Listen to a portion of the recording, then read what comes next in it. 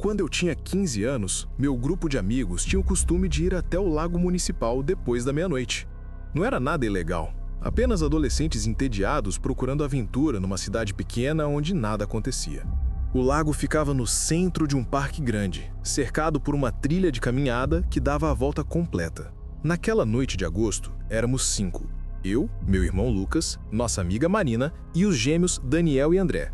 Levamos lanternas e alguns snacks, planejando apenas sentar no pier e conversar até cansar.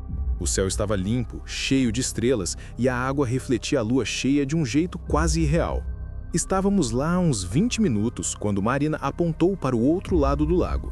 Havia uma luz se movendo entre as árvores, como se alguém estivesse andando pela trilha com uma lanterna. Não era incomum ver outras pessoas por ali, então não demos muita importância no início. Mas então a luz parou. Ficou completamente parada por vários minutos, apontada diretamente na nossa direção. Lucas achou estranho e decidiu acender e apagar nossa lanterna algumas vezes, como se estivesse sinalizando. A luz do outro lado do lago imediatamente respondeu, piscando no mesmo padrão. Achamos engraçado. Daniel pegou a lanterna e fez um padrão diferente. 3 piscadas rápidas, pausa longa, 2 piscadas, pausa curta, 1 piscada, pausa longa, 4 piscadas. Levou uns 15 segundos para completar. A luz do outro lado respondeu imediatamente, replicando o padrão perfeitamente, sem hesitação. Ficamos todos em silêncio. Não havia como alguém memorizar e repetir aquilo tão rápido. André, sempre o cético, disse que devia ser coincidência, ou que talvez houvesse várias pessoas do outro lado. Mas nós 5 estávamos olhando fixamente para aquela luz solitária. Era apenas uma. Decidimos testar de novo. Desta vez, eu peguei a lanterna e fiz algo completamente errático. Piscadas aleatórias sem padrão algum, mudando o ritmo constantemente. A luz respondeu, instantaneamente, imitando cada movimento errático com precisão impossível. Meu irmão então teve uma ideia perturbadora. Ele pegou a lanterna e a manteve acesa, movendo-a em círculos lentos. A luz do outro lado fez o mesmo. Ele moveu para cima e para baixo. A luz imitou. Então ele apontou a lanterna diretamente para a água e a apagou completamente. Esperamos no escuro. 5 segundos, 10 segundos, nada. Então, de repente, a outra luz se acendeu, mas não estava mais do outro lado do lago. Estava na nossa trilha, a apenas uns 50 metros de distância, vindo na nossa direção. Não falamos nada, simplesmente levantamos e começamos a andar rápido de volta para onde deixamos as bicicletas. A luz continuou vindo na nossa direção, mas não corria. Mantinha um ritmo constante, firme. Quando chegamos às bikes, olhamos para trás. A luz tinha parado exatamente no pier onde estávamos minutos antes. Pedalamos para casa mais rápido do que jamais tínhamos pedalado. No dia seguinte, voltamos ao lago durante a tarde. Queríamos ver se havia alguma explicação lógica. Medimos a distância ao redor do lago. Eram 2,3 quilômetros da trilha completa. Seria impossível alguém correr toda aquela distância no tempo que levamos para sair do pier e pegar as bikes. No máximo foram 3 minutos. Nos dias seguintes, começamos a perguntar se alguém mais tinha visto algo estranho no lago. Um senhor que fazia caminhada matinal todas as manhãs nos contou algo que nos deixou gelados. Ele disse que há anos atrás, um garoto se afogou naquele lago. A família dele costumava acampar ali frequentemente. O garoto tinha uma lanterna que usava para fazer sinais para os pais quando estava do outro lado do lago. Era o jeito dele de dizer que estava bem. Nunca mais voltamos ao lago à noite. Às vezes, quando passo por lá de dia, olho para o outro lado e me pergunto se aquela luz ainda está lá, esperando alguém responder. Meu primeiro apartamento sozinho ficava a 2 quadras de um parque linear que seguia um pequeno riacho pela cidade. Era 2019, eu tinha 22 anos e estava adorando minha nova independência. O parque era perfeito para corridas matinais, mas eu também gostava de caminhar por lá no final da tarde depois do trabalho, especialmente no outono, quando as folhas ficavam douradas. Comecei a notar ele numa terça-feira em outubro. Um homem usando um capuz vermelho vivo, sentado sempre no mesmo banco perto da ponte de madeira. Não era exatamente estranho, muitas pessoas tinham seus lugares favoritos no parque.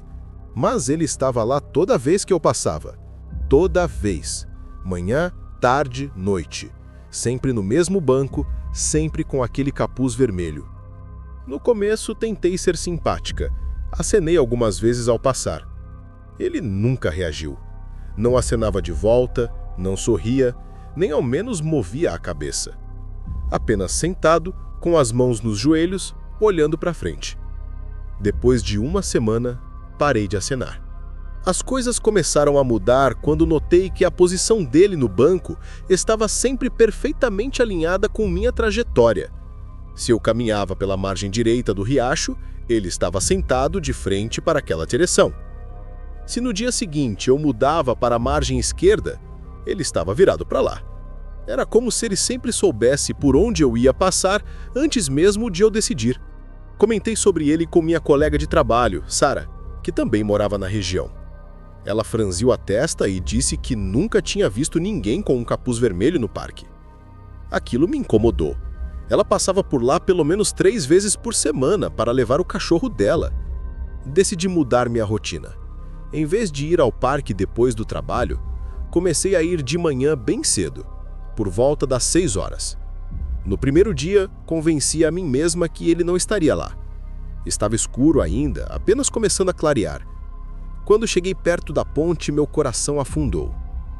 Lá estava ele. Mesmo lugar, mesmo capuz vermelho, mesma posição.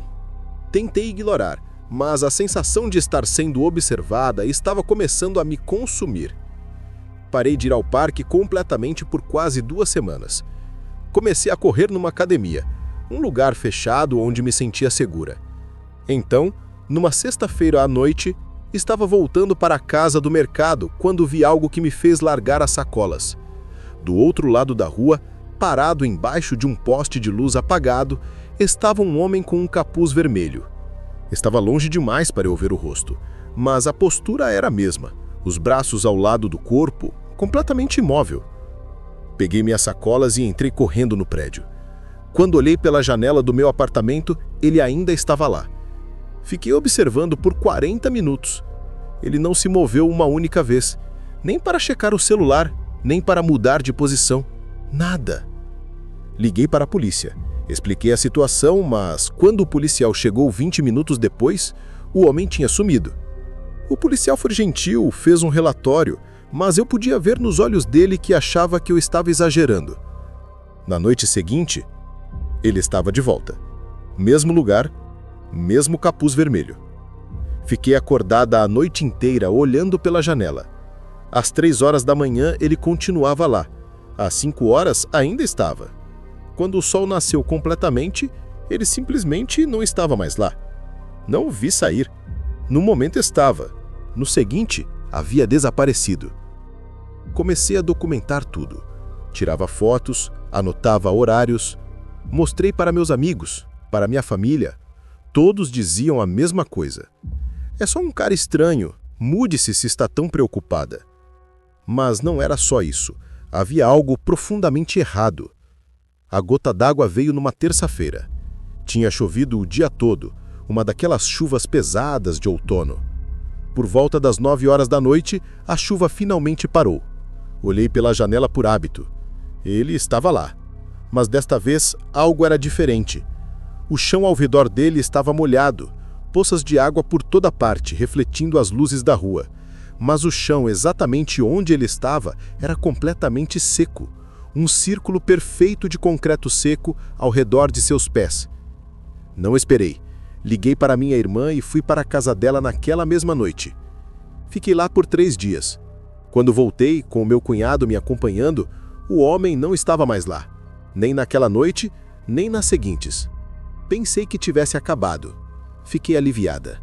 Mas então, 2 meses depois, estava visitando minha mãe em outra cidade, a quase 200 quilômetros de distância. Saímos para jantar num restaurante local. Quando estávamos voltando para o carro, vi do outro lado do estacionamento um homem com um capuz vermelho, parado ao lado de um poste de luz apagado. Estava longe demais para eu ver o rosto, mas a postura era a mesma. Os braços ao lado do corpo, completamente imóvel. Peguei minhas sacolas e entrei correndo no prédio. Quando olhei pela janela do meu apartamento, ele ainda estava lá. Fiquei observando por 40 minutos. Ele não se moveu uma única vez. nem para checar o celular, nem para mudar de posição. Nada. Liguei para a polícia, expliquei a situação, mas quando o policial chegou 20 minutos depois, o homem tinha sumido. O policial foi gentil, fez um relatório, mas eu podia ver nos olhos dele que achava que eu estava exagerando. Na noite seguinte, ele estava de volta, mesmo lugar. Fiquei acordada a noite inteira, olhando pela janela. Às 3 horas da manhã, ele continuava lá. Às 5 horas, ainda estava. Quando o sol nasceu completamente, ele simplesmente não estava mais lá. Não o vi sair. No momento estava. No seguinte, havia desaparecido. Comecei a documentar tudo. Tirava fotos, anotava horários. Mostrei para meus amigos, para minha família. Todos diziam a mesma coisa. É só um cara estranho. Mude-se se está tão preocupada. Mas não era só isso. Havia algo profundamente errado. A gota d'água veio numa terça-feira. Tinha chovido o dia todo, uma daquelas chuvas pesadas de outono. Por volta das 9 horas da noite, a chuva finalmente parou. Olhei pela janela por hábito. Ele estava lá. Mas desta vez, algo era diferente. O chão ao redor dele estava molhado, poças de água por toda parte, refletindo as luzes da rua. Mas o chão exatamente onde ele estava era completamente seco. Um círculo perfeito de concreto seco ao redor de seus pés. Não esperei. Liguei para minha irmã e fui para a casa dela naquela mesma noite. Fiquei lá por 3 dias. Quando voltei com meu cunhado me acompanhando, o homem não estava mais lá. Nem naquela noite, nem nas seguintes. Pensei que tivesse acabado. Fiquei aliviada. Mas então, 2 meses depois, estava visitando minha mãe em outra cidade, a quase 200 quilômetros de distância. Saímos para jantar num restaurante local. Quando estávamos voltando para o carro, vi do outro lado do estacionamento um homem com um capuz vermelho, parado ao lado de um poste de luz, olhando em nossa direção. Minha mãe não viu nada. Quando olhei novamente, segundos depois, ele tinha sumido. Não sei se era a mesma pessoa, não sei se era real. Tudo que eu sei é que, às vezes, quando estou caminhando sozinha, sinto uma presença, e se olho por cima do ombro rápido o suficiente, juro que vejo um lampejo de vermelho desaparecendo na multidão. Me mudei daquele apartamento 6 meses depois. Nunca mais voltei àquele parque. Isso aconteceu no verão passado, e até hoje tenho dificuldade de acreditar que foi real. Eu e meus 3 amigos da faculdade, Kevin, Amanda e Tyler, tínhamos decidido explorar uma pedreira abandonada nos arredores da cidade. Não era exatamente ilegal, pois tecnicamente era um parque estadual, mas a área da pedreira antiga estava fechada ao público por ser perigosa. Chegamos lá por volta das 10 da noite de um sábado. A lua estava quase cheia, o que nos dava luz suficiente para ver sem precisar usar lanternas constantemente. A pedreira era enorme, um buraco gigante na terra com uns 30 metros de profundidade, cheio de água verde escura no fundo. Havia uma estrada de terra que descia em espiral até a beira da água. Estacionamos no topo e começamos a descer a pé. A ideia original era apenas tirar algumas fotos legais e talvez nadar um pouco se a água não tivesse muito fria. Éramos jovens e estúpidos, sem pensar nos perigos reais de nadar numa pedreira abandonada à noite. Quando estávamos mais ou menos na metade da descida, Amanda parou e apontou para o lado oposto da pedreira. "Tem alguém ali", ela disse. Olhamos e vimos o que parecia ser 2 ou 3 figuras paradas na beirada, do outro lado. Era difícil ter certeza na luz da lua. Kevin gritou, "Opa!", esperando uma resposta amigável. Nada. As figuras não se moveram. Tentamos acenar. Ainda nada. "Deve ser gente fazendo a mesma coisa que a gente", Tyler disse, encolhendo os ombros. Continuamos descendo. Mas, quanto mais descíamos, mais pessoas pareciam aparecer. Primeiro eram 3, depois 5, depois o que parecia ser 7 ou 8 figuras, todas espaçadas igualmente ao redor da borda da pedreira, todas voltadas para dentro, para nós, todas completamente imóveis. "Isso tá estranho", Amanda disse, E sua voz tinha um tom nervoso que eu não estava acostumado a ouvir dela. Amanda era sempre a mais corajosa do grupo. Se ela estava nervosa, havia motivo. Paramos de descer quando estávamos a uns 10 metros da água. Ficamos ali, parados, olhando ao redor. Tinha pessoas, ou o que pareciam ser pessoas, em toda a volta da pedreira agora. Era difícil contar, mas deviam ser 15 ou 20. Todas do mesmo tamanho aproximado, todas na mesma posição, todas imóveis. Gente, acho que a gente deveria ir embora, eu disse. Todos concordaram imediatamente. Começamos a subir de volta, caminhando rápido. Eu olhava constantemente para as figuras ao redor. Elas não estavam nos seguindo, mas também não desapareciam. Apenas ficavam ali observando. Então, Tyler tropeçou numa pedra e seu celular caiu do bolso, deslizando pela encosta e caindo na água com um plop distante. Ele soltou um palavrão. Aquele celular era novo, tinha custado uma fortuna. Sem pensar muito, Tyler começou a descer novamente para tentar recuperar o celular. "Tyler, não!" Amanda gritou, mas ele já estava descendo. Nós três ficamos ali observando ele descer até a beira da água. Acendeu a lanterna do celular de Kevin, que tinha pego emprestado, e começou a iluminar a água, procurando pelo seu telefone. Foi quando notamos. As figuras ao redor da pedreira tinham se movido, todas elas. Ainda estavam espaçadas igualmente, mas agora estavam mais perto da borda, inclinadas para frente, como se estivessem olhando mais atentamente para Tyler. "Tyler, sobe agora!" Kevin gritou. Tyler olhou para cima, viu nossa expressão de pânico e então olhou ao redor da pedreira. Até de onde estava, ele podia ver as figuras agora mais próximas da borda. Ele largou o celular de Kevin e começou a correr encosta acima. Nós três começamos a correr também, em direção ao carro. Quando Tyler nos alcançou, estávamos todos correndo juntos, sem olhar para trás. Entramos no carro e Kevin ligou a ignição.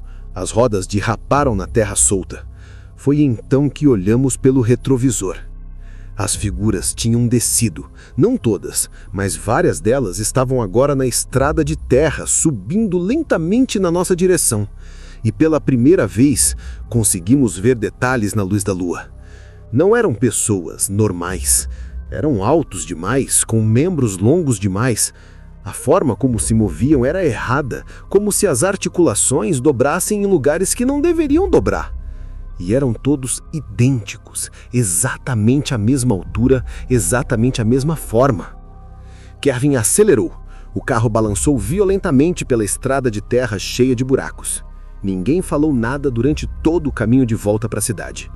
Quando finalmente paramos num posto de gasolina iluminado, cheio de gente, todos soltamos o ar que nem percebemos que estávamos retendo. Amanda começou a chorar.